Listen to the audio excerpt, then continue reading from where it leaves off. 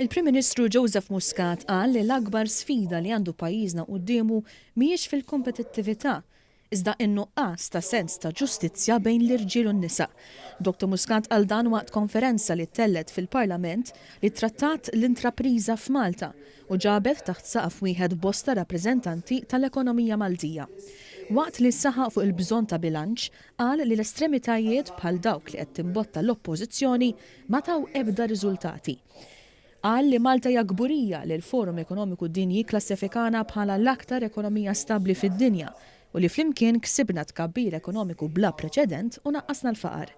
Innota kif illum qegħdin nitkellmu dwar sfidi marbuta ma' tkabbir u mhux ta' qatt jew ta' staġnar.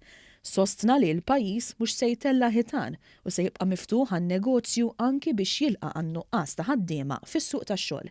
Kien hawn li semma dik li sejjaħ bħala sfida kruċjali ta' nuqqas ta' sens ta' ġustizzja bejn is-sessi inklużi fil-Parlament li tul is-snin qal li rab biss 27 mara eletta. There is no more time to say that it will be a generational change, that we will need a culture change. No, we need shock therapy.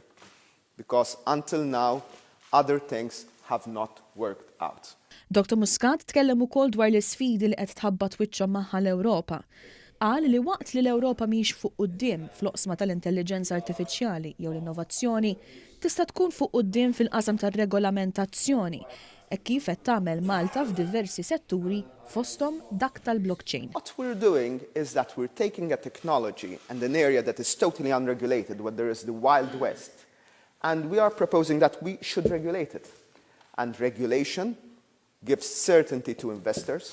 Il-Prim Ministru innota wkoll li l-Ewropa għandha tħares u tinvesti wkoll lejn il-kunċett tal-istil ta' ħajja, hekk kif saret il-post li fih l-għani u l-fqir iħarsu li jgħixu fih biex jilħqu l-aspirazzjonijiet tagħhom.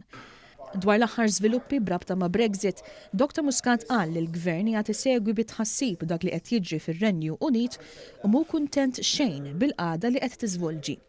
Tenna li waqt li Malta trid tkun l-aktar pajjiż British friendly, sostna li Malta tappoġġja bisħieħ in-negozjati li għamel in-negozjatur tal-Unjoni Ewropea. We're extremely worried at what might not be an orderly exit of the UK from the European Union.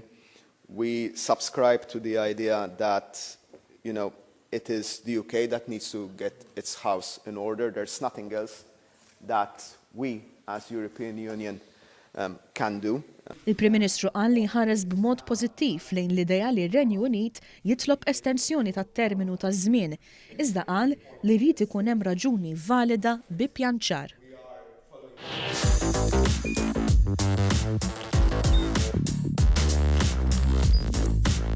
Idħol fuq one.com.mt u hemmhekk tista' tara l-programmi kollha li jxandru fuq One permezz ta' One Play.